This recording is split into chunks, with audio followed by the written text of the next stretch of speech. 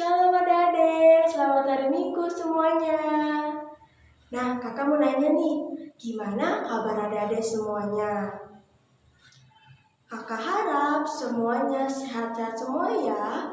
Dan kalaupun adik-adik dan keluarganya sakit, kakak doakan semoga cepat sembuh ya. Dan adik-adik, sekarang kita akan memulai ibadah sekolah minggu kita. Yuk, kakak mau adik-adik siapin hati, pikiran, dan fokus hanya kepada Tuhan Yesus adik-adik. Sebelum itu, yuk kita berdoa. Lipat tangannya, tutup matanya, tundukkan kepalanya. Tuhan Yesus, terima kasih ya Tuhan, karena Engkau telah memberkati kami dan di pagi hari ini juga, sehingga kami dapat bangun dengan penuh sukacita ya Tuhan. Dan ya Tuhan, sekarang kami ingin memulai ibadah sekolah minggu kami. Kiranya Engkau memberkati ibadah sekolah minggu kami ini dari awal, pertengahan, hingga berakhir ya Tuhan. Terima kasih ya Tuhan, dalam nama-Mu. Haleluya. Amin. Nah adik-adik, yuk kakak undang adik-adik untuk berdiri ya. Kita berdiri, kita bernyanyi lagu Ku mau berjalan dengan juru selamatku di lembah berbunga dan berair sejuk. Kita bernyanyinya bersama-sama ya.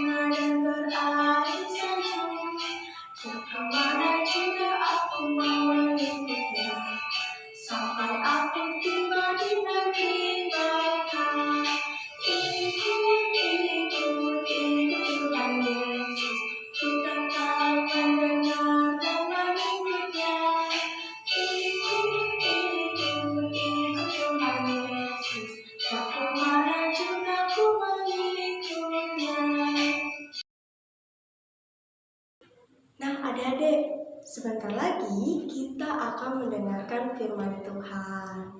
Kakak mau adik-adik siapin Alkitabnya ya. Nanti minta tolong mama, papa, kakak untuk mengumpulkan ayat Alkitab yang akan kita dengarkan nanti. Dan sebelum itu, kakak mau adik-adik menyiapkan hati dan pikiran kita untuk mendengarkan dan telinga kita juga ya untuk mendengarkan firman Tuhan yang akan dibawakan oleh kakak sekolah minggu. Yuk, sebelum kita mendengarkan firman Tuhan, kakak ajak adik-adik untuk menyanyi lagu Firman Tuhan ku dengar, ku tanam di hatiku. Kita bernyanyinya bersama-sama ya.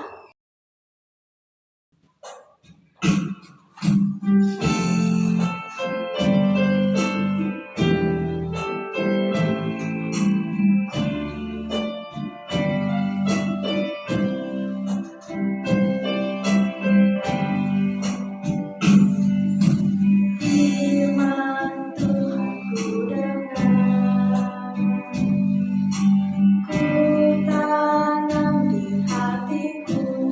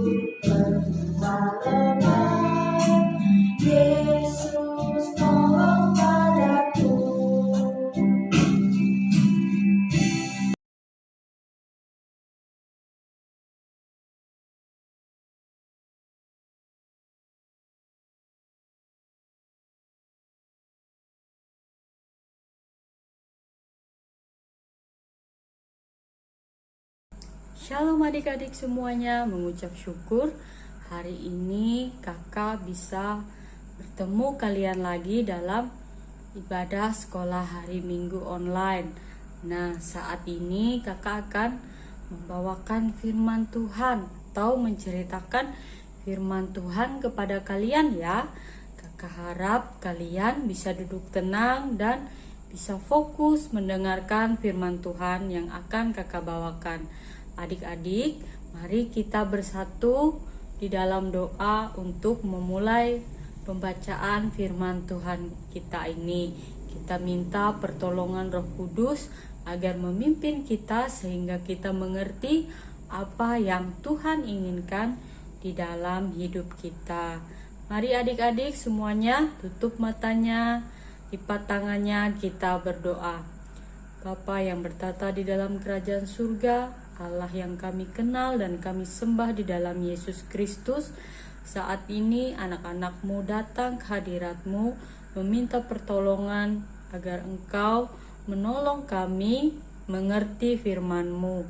Tuhan, biarlah Roh Kudus-Mu yang bekerja sehingga apa yang Kayana ceritakan pada saat ini boleh menjadi sesuatu yang istimewa di dalam hati kami, sehingga kami boleh mengingatnya di dalam seluruh hidup kami ya Tuhan.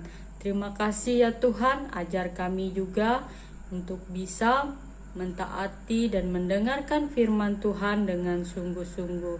Kami menyerahkan pembacaan firman Tuhan kami saat ini hanya ke dalam tangan pengasihan-Mu. Di dalam nama Yesus Kristus kami berdoa. Amin.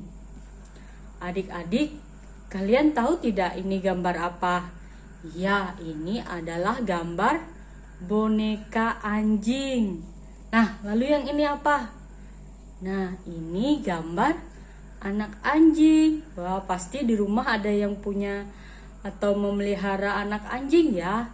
Nah, sekarang kakak akan mengajarkan kalian bagaimana membedakan mana yang benar dan yang salah. Seperti cerita kita pada saat ini ya. Nah, kalau kakak memberikan ayam goreng kepada boneka anjing ini, kira-kira dia bisa makan tidak? Ya, dia tidak akan bisa memakannya. Karena dia bukan makhluk hidup ya, tetapi dia cuma boneka. Nah, kalau kakak memberikan ayam goreng kepada anak anjing ini, kira-kira dia akan senang tidak? Dia akan menggonggong? Iya, dia akan memakannya sampai habis karena dia makhluk hidup, dia memerlukan makanan.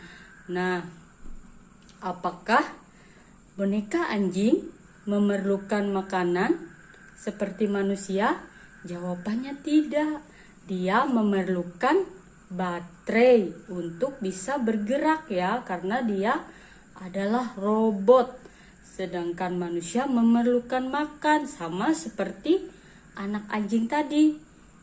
Jadi kita sebagai makhluk hidup itu memerlukan makanan. Nah, seperti itu ya. Jadi kalian tahu mana yang benar dan yang salah. Adik-adik, apakah kalian ingat cerita minggu lalu? Ya, minggu lalu ceritanya tentang Imam Eli dan anak-anaknya, di mana mereka mengalami kesedihan yang sangat mendalam. Apa yang terjadi kepada mereka?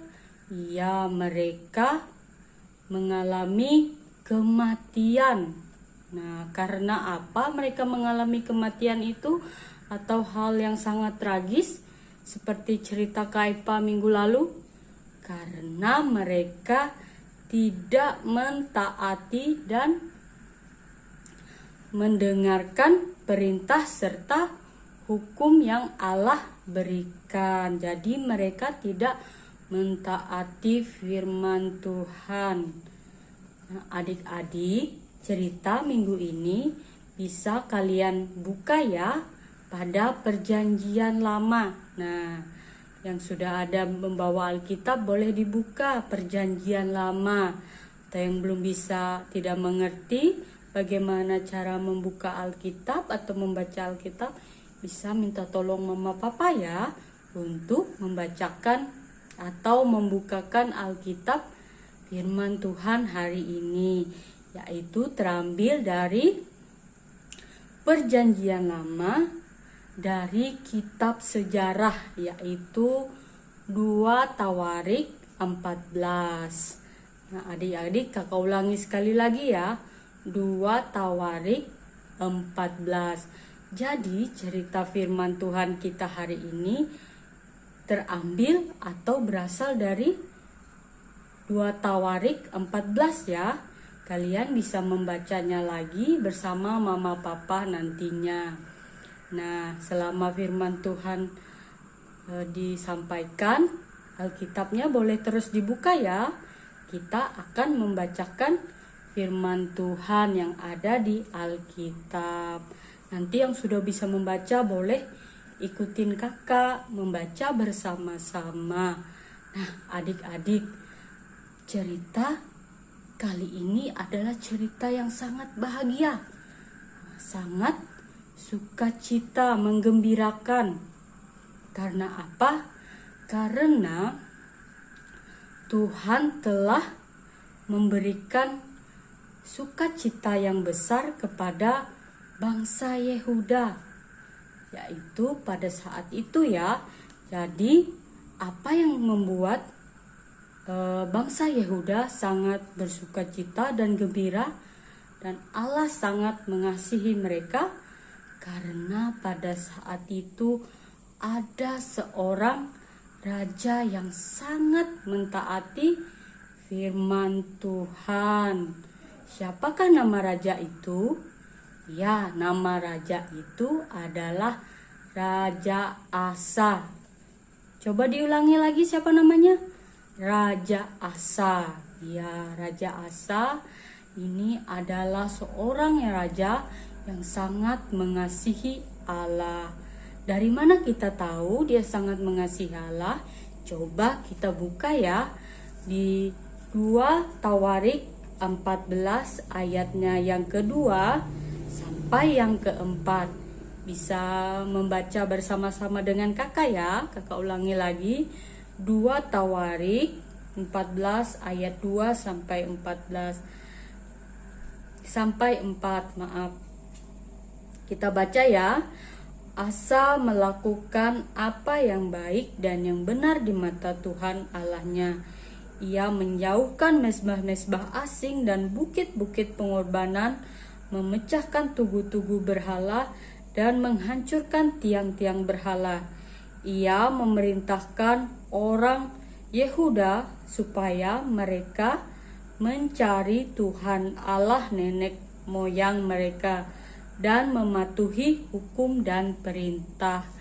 Nah, jadi Raja Asa ini sangat mengasihi Allah. Ketika dia menjabat menjadi seorang raja, dia melihat kalau bangsa Yehuda ini melakukan banyak dosa. Mereka melakukan hal yang salah, yaitu mereka menyembah pada berhala atau ilah-ilah yang salah. Mereka menyembah patung, pohon, mereka membangun mezbah yang untuk dewa-dewa, mereka juga menyembah Allah dengan cara yang salah. Jadi kehidupan bangsa ini sebelum dia menjabat sebagai raja itu jauh dari Allah. Bahkan mereka menyembah Allah yang salah, adik-adik. Lalu ketika Raja Asa menjadi raja, dia melakukan 2 hal yang sangat penting. Nah, seperti yang kita baca tadi, yang pertama, dia menyuruh semua prajuritnya untuk merobohkan semua patung berhala, apapun yang berdosa di mata Allah itu dihancurkan, dirobohkan ya. Jadi pada saat itu semua berhala dan penyembahan patung atau apapun itu dihancurkan oleh Raja Asa. Lalu setelah semua itu hancur atau dirobohkan, yang kedua dia mengajak bangsa Yehuda untuk mencari Allah yang benar, yaitu mereka kembali kepada Allah nenek moyang mereka, yaitu Allahnya Abraham, Allahnya Yakub dan Yusuf. Nah, adik-adik, ketika Raja Asa membawa bangsanya untuk kembali kepada Allah yang benar, mereka mulai mentaati dan mengasihi Allah. Mereka tidak lagi menyembah patung atau berhala. Mereka sekarang mengasihi Allah. Nah, ketika Allah melihat itu, ketika dia melihat bangsa ini mulai datang kepadanya, meminta pertolongan, bersandar, berdoa kepada Allah, Allah sangat senang adik-adik. Dia memberikan bangsa ini kehidupan yang sangat makmur. Hidup mereka sangat sejahtera. Bahkan selama 10 tahun tidak pernah terjadi perang. Nah, adik-adik, ketika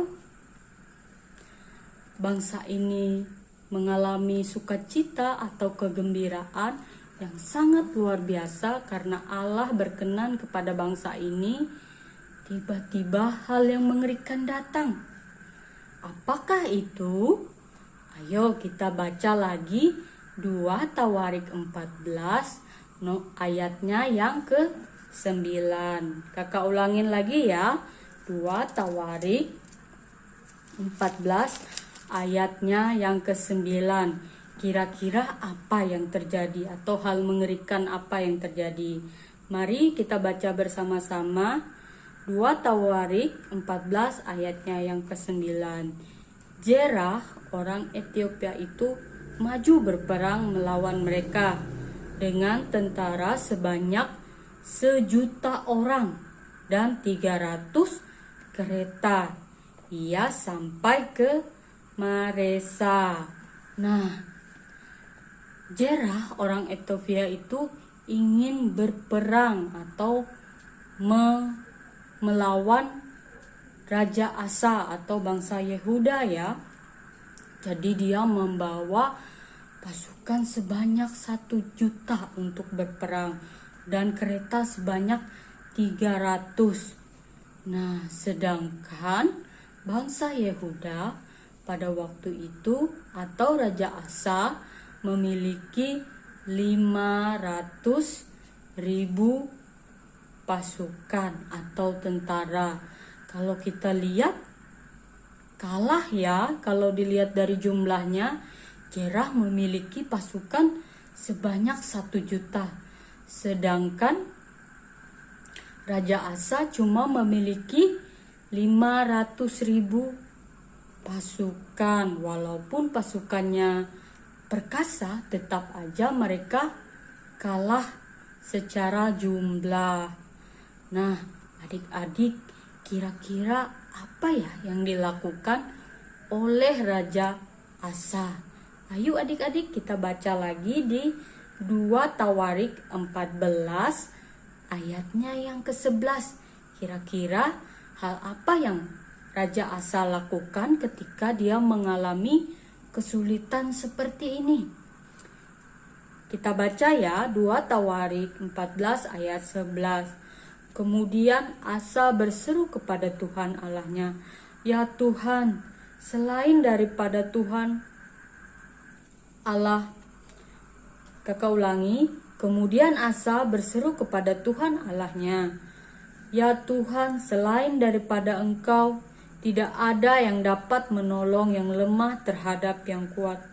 Tolonglah kami ya Tuhan, Allah kami, karena kepadamulah kami bersandar, dan dengan namamu kami maju melawan pasukan yang besar jumlahnya ini. Ya Tuhan, Engkau Allah kami, Jangan biarkan seorang manusia mempunyai kekuatan untuk melawan engkau. Nah, adik-adik, yang Asa lakukan ialah dia meminta pertolongan dan berdoa kepada Allahnya. Dia percaya kalau Allahnya akan menolong dia, karena dia tahu apa? Allahnya adalah Allah yang benar, Allah yang esa, yang akan menolong mereka. Lalu kira-kira apa yang terjadi? Ya, apakah Allah menjawab doa Raja Asa? Nah, Allah ternyata menjawab doa Raja Asa, adik-adik. Allah mendengarkan doa Raja Asa.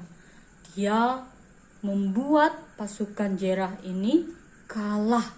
Bahkan mereka lari ketakutan melawan pasukan Raja Asa. Padahal apa tadi adik-adik? Jumlahnya tidak seimbang ya. Tetapi karena Allah Raja Asa berpihak kepada Asa dan pasukannya, mereka mendapatkan kemenangan atas perang tadi. Nah, itulah cerita dari Raja Asa ya adik-adik. Sungguh luar biasa. Dari cerita tadi kita tahu bahwa Allah itu sangat mengagumkan. Dan dia juga sangat senang kalau umatnya itu mengasihi dan mentaati semua firman-Nya. Nah, adik-adik, kalau tadi Raja Asa mendapatkan perlawanan dari pasukan musuhnya dengan pedang dan panah. Nah, kita sekarang sebagai anak-anak Tuhan juga mendapatkan lawan atau kita berperang melawan iblis. Nah, iblis itu tidak menyukai Allah ya. Jadi iblis itu adalah musuhnya Allah. Kalau iblis adalah musuhnya Allah, berarti iblis juga adalah musuhnya kita. Jadi ketika iblis memberikan panah dan pedang untuk melawan kita, nah kita harus meminta pertolongan seperti siapa tadi? Seperti Raja Asa. Kita meminta pertolongan dan berdoa serta percaya dan taat kepada firman Tuhan. Kira-kira kapan ya iblis menyerang kita dengan pedang dan panah?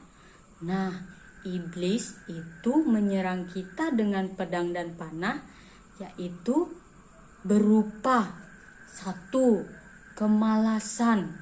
Nah, lalu berbohong juga. Itu panah dan pedang iblis ya, agar kita tidak mentaati firman Tuhan. Lalu apalagi anak-anak Tuhan suka teriak-teriak, itu juga panah dan pedang iblis. Lalu tidak taat kepada orang tua, suka berbohong, mencuri, dan melakukan hal-hal yang tidak menyenangkan Allah. Itu semuanya asalnya atau berasal dari iblis. Jadi ketika kita seperti Raja Asa, ketika kita mengalami peperangan melawan iblis, apa yang harus kita lakukan? Ya, kita harus meminta pertolongan kepada Allah kita. Dan kita yakin, percaya bahwa Allah akan memberikan kita kemenangan. Jadi kalau iblis berkata, ayo sekarang lawanlah orang tuamu. Nah, kalian harus berkata, firman Tuhan berkata, kita harus mentaati orang tua. Lalu ketika iblis berkata, berbuatlah jahat. Apa yang harus kita lakukan? Kita harus katakan bahwa firman Tuhan berkata kita harus berbuat baik. Nah, seperti itulah yang harus kita lakukan adik-adik. Kita harus percaya bahwa Allah akan menolong kita untuk menang melawan iblis. Nah, Tuhan Yesus telah mati di kayu salib sehingga kita bisa menang melawan iblis adik-adik. Dan Yesus telah menghapus dan mengampuni dosa kita sehingga Yesus akan menolong kita untuk mampu mentaati dan mendengarkan serta melakukan firman Tuhan. Jadi kalau kalian bisa melakukan firman Tuhan, mentaati, percaya kepada Tuhan, itu adalah pertolongan dari Yesus. Karena apa? Karena Yesus sudah mati di kayu salib dan kita menang melawan iblis. Nah, jadi betapa sukacita ya, karena kita sekarang tahu bahwa Allah itu sangat senang kalau anak-anaknya itu melakukan firman Tuhan, dan kita selalu bersandar serta mentaati firman Tuhan, di mana Yesuslah yang memampukan kita untuk bisa mentaati firman-firman-Nya, sehingga apa? Kita bisa selalu bersandar dan kita selalu meminta pertolongan kepadanya melalui doa-doa serta sukacita, dan juga melalui pembacaan firman Tuhan kalian akan semakin mengetahui apa yang Tuhan inginkan, yaitu Allah ingin kalian selalu mentaati firman Tuhan dan mendengar dan mentaati baik itu hukum-hukum Allah dan perintah-perintahnya. Demikian firman Tuhan hari ini adik-adik. Mari kita bersatu di dalam doa untuk menutup firman Tuhan ini. Kita minta pertolongan Allah untuk kita dimampukan untuk mentaati setiap firman Tuhan, dan kita boleh dimenangkan melawan iblis. Mari adik-adik kita bersatu di dalam doa. Allah Bapa yang bertata di dalam kerajaan surga, Allah yang kami kenal dan kami sembah, di dalam Yesus Kristus, terima kasih untuk firman-Mu yang sangat mengagumkan ini. Kami tahu bahwa Engkau adalah Allah yang hidup, Engkau adalah Allah yang esa dan benar, sehingga kami boleh meminta pertolongan dan bersandar hanya kepadamu ya Tuhan. Ajar kami menjadi seperti Raja Asa yang taat, yang mempercayai Engkau di dalam seluruh hidupnya Tuhan. Biarlah kami boleh memalingkan diri kami dari hal yang jahat yang tidak menyenangkan Engkau, menjadi anak-anak yang taat kepadamu, yang taat kepada firman-Mu. Biarlah Roh Kudus-Mu menolong kami dalam pertumbuhan iman kami semakin mengasihi Engkau. Terima kasih ya Tuhan, biarlah firman Tuhan ini boleh hidup di dalam hati kami dan kami lakukan di dalam kehidupan kami sehari-hari. Hanya di dalam nama Yesus Kristus kami berdoa. Amin. Tadi kita sudah mendengar ya firman Tuhan yang diceritakan oleh sekolah minggunya. Dan sekarang kita sudah tahu bahwa kita dapat mengandalkan Allah yang benar, Allah yang esa, untuk menyelamatkan kita dari musuh ya. Dan juga adik-adik, dengan kuasa Allah kita dapat menaati firman-Nya dan juga kita dapat percaya bahwa Allah dapat menolong kita saat kita membutuhkan pertolongan untuk melawan iblis ya adik-adik.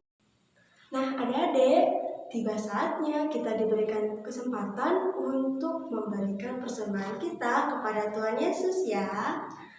Adik-adik bisa memasukkan uang persembahan atau uang kolekte ke dalam amplop, lalu nanti minta tolong mama papahnya untuk menyerahkannya kepada Kak Ivana atau Kak Triwanita. Infonya sudah ada di layar adik masing-masing ya.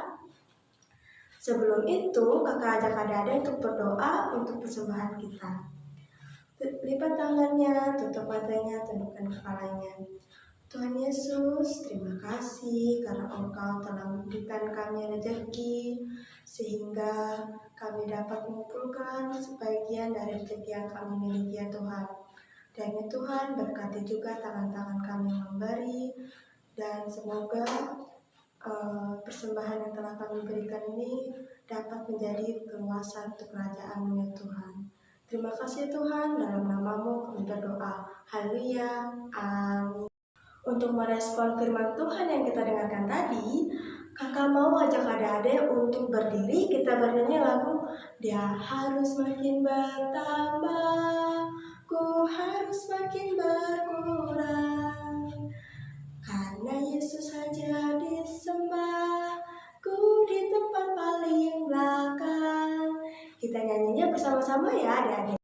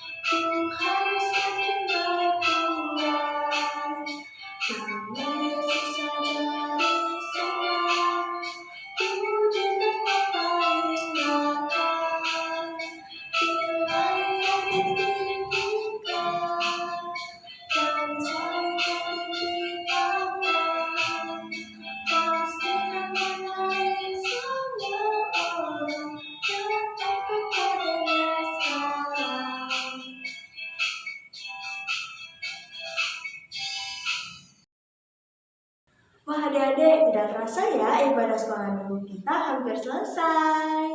Untuk menutup ibadah sekolah minggu kita, kakak mau ajak adik-adik untuk berdoa. Lipat tangannya, tutup matanya, tundukkan kepalanya.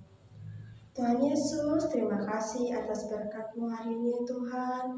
Dan ya Tuhan, tadi kami sudah mengikuti ibadah sekolah minggu kami dengan hati yang penuh sukacita. Kiranya apa yang kami dapatkan dari firman Tuhan yang kami dengarkan dapat kami lakukan dalam kehidupan kami sehari-hari ya Tuhan. Dan ya Tuhan, jikalau ada keluarga kami yang sakit, kiranya Engkau memberikan mereka kesembuhan, kesehatan, dan dapat beraktivitas seperti biasa ya Tuhan. Dan ya Tuhan, sekarang kami ingin melanjutkan kegiatan kami, kiranya Engkau memberkati setiap kegiatan yang akan kami lakukan. Dan terima kasih Tuhan, inilah doa kami yang kami alaskan hanya dalam nama-Mu kami berdoa. Haleluya. Amin. Sampai jumpa minggu depan adik-adik. Tuhan Yesus memberkati. Dadah.